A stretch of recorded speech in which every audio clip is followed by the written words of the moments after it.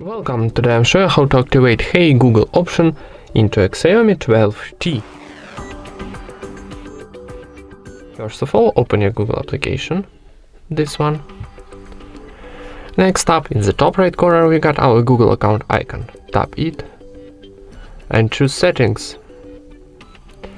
Next, go into voice option and here choose voice match. And now need to tap here on this feature to activate your Hey Google.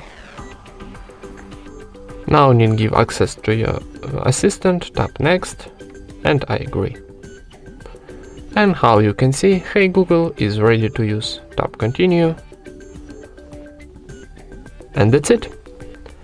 Thank you for watching, leave thumbs up and subscribe to our channel.